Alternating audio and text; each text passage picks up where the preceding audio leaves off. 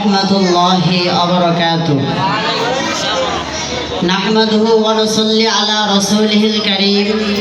अम्मा बअदु फअऊज़ु बिल्लाहि मिनश शैतानिर रजीम। बिस्मिल्लाहिर रहमानिर रहीम। वला तुफसिदू फिल अर्दि बअदा इस्लाहिहा ज़ालिकुम खैरुल लकुम इन कुंतुम मुमिनीन।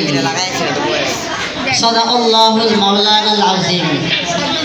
আলহামদুলিল্লাহ, ঐতিহ্যবাহী তালিমুস সুন্নাহ আল ইসলামিয়া মাদ্রাসা কর্তৃক আয়োজিত আজকের এই বাৎসরিক ইসলামিক কনফারেন্সের মহতারাম সভাপতি, ন্যায়ের মানদণ্ড হাতে বিজ্ঞ বিচারক মণ্ডলী, দক্ষ উপস্থাপক ও আমার সামনে উপবিষ্ট আছেন বাংলার আনাচে কানাচে দূর দূরান্ত থেকে এলএম পিপাসার্থ ছাত্র বন্ধুগণ, সবাইকে আমার অন্তরের অন্তঃস্থল থেকে জানাই আন্তরিক শুভেচ্ছা এবং প্রাণ ঢালা মোবারকবাদ। সম্মানিত সুধী, আজকে আমার আলোচনার আলোচ্য বিষয় হল বর্তমান বিশ্বের গণহত্যা এবং মানবতাবাদীদের নীরবতা। এই বিষয় নিয়ে সময়ের সংক্ষিপ্ত পরিসরে কিছু আলোচনা করার চেষ্টা করব ইনশাআল্লাহ। মহতারাম হাজিরিন, আমরা মুসলিম জাতি, শ্রেষ্ঠ জাতি। মুসলমানদের ইতিহাস ঐতিহ্য অত্যন্ত গর্বের। একসময় মুসলমানরা গোটা বিশ্ব শাসন করেছে, তখন মুসলমানদের ভয়ে পৃথিবীর বুক পর্যন্ত কেঁপে উঠেছে। কিন্তু বর্তমান বিশ্বের মুসলমানদের দিকে তাকাইলে দেখা যায় আমরা মুসলমান জাতি পৃথিবীর প্রায় দেশে নিপীড়ন নির্যাতনের শিকার। আজকে তাকিয়ে দেখুন ভারতের মুসলমানদের দিকে। ভারতের মুসলমান ভাই ও বোনেরা যুগ যুগ ধরে নিপীড়ন নির্যাতনের শিকার হয়ে আসছে। গুজরাটের কসাই নরেন্দ্র মোদী ভারতকে শাসন করার নামে বছর পর বছর ধরে মুসলমানদের নিধন করে চলেছে। ভারতকে মুসলিম শূন্য করার এক গভীর ষড়যন্ত্র চালিয়ে যাচ্ছে। তাকে দেখুন ফিলিস্তিন মুসলমানদের দিকে।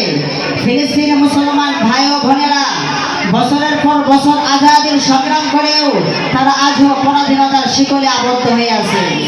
ইসরায়েল ইহুদিরা তাদের উপর নিপীড়ন নির্যাতন চালিয়ে যাচ্ছে। বর্তমান বিশ্বের নব্য ফেরাউন, যাদের হাতে হাজার হাজার নিরীহ মানুষের রক্তের দাগ লেগে আছে। বর্তমান জামানার সবচেয়ে বড় সন্ত্রাসবাদী, সবচেয়ে বড় জঙ্গিবাদী, সবচেয়ে বড় সাম্প্রদায়িকবাদী নরঘাতক গুণ হচ্ছে ইসরায়েলের ইহুদির বাচ্চারা। ঠিক কিনা বলো? তাদের প্ল্যান পরিকল্পনা হলো তারা এই পৃথিবীর বুক থেকে ইসলামকে চিরতরে খতম করতে চায়। অশান্তির গোলক ধাঁধায় মুসলমানদের আবদ্ধ করতে চায়। মুসলমানদের ইতিহাস ঐতিহ্য চিরতরে ধূলিসাৎ করতে চায়। আমরা তাদের প্রতি উত্তরে বলতে চাই, আগামী দিনে যারা এই পৃথিবীর বুক থেকে ইসলামকে মাইনাস করতে চাইবে তাদের গোষ্ঠী শুদ্ধ মাইনাস হয়ে যাবে। ঠিক কিনা বলো? এটা কোনো রাজনৈতিক বক্তব্য নয়, এটা একটা ইমানদারের ইমানের পাওয়ার। হাজার হাজার মুসলমান প্রমাণ করে কথা। একজন ইমানদার একা থাকে আর গোটা সারা দুনিয়ার বাতিল শক্তি তার বিরুদ্ধে চলে গেলেও একজন ইমানদারের ইমানের পাওয়ার মৃত্যু পর্যন্ত কমবে না। তাই মুসলমান একবার চূড়ান্ত পরিচয় দিয়ে দাঁড়াও, বুকে ইমান নিয়ে আল্লাহু আকবারের ধ্বনি দিয়ে শাহজালাল ইয়ামানের মতো অধিকার আদায়ের জন্য বুক টান করে দাঁড়িয়ে যাও। দেখবে পৃথিবীর বুক থেকে গৌর গোবিন্দের প্রেতাত্মারা লেজ গুটিয়ে পালাতে বাধ্য হবে। ঠিক না? মুসলমানদের জন্য সৈনিক দরকার, সৈনিক। মুসলমান সৈনিক চাই। হে বান্দার জিন্দেগির সফলতা যদি পেতে চাও, আসো আল্লাহর দিনের সৈনিকের খাতায় নাম লেখাও। আল্লাহর দিনের সৈনিক হয়ে বাঁচলে গাজী, মরলে শহীদ, এ পথে জীবনে কামিয়াবি আর সফলতা। মহতারাম হাজিরিন, আমরা আর কতকাল মার খাবো?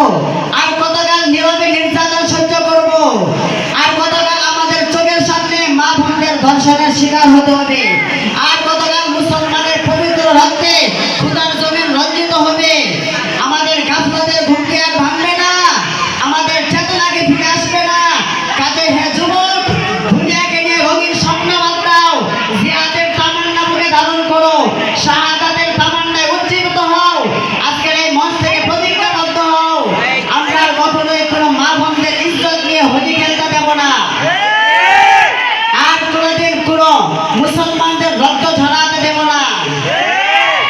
যদি কোনো গাদ্দার মুসলমানের রক্তের সাথে গাদ্দারি করতে চায় তাহলে তার নাম নিশানা পৃথিবীর মানচিত্র থেকে ধুয়ে মুছে খুদার জমিনে খুদার দিনকে বিজয়ী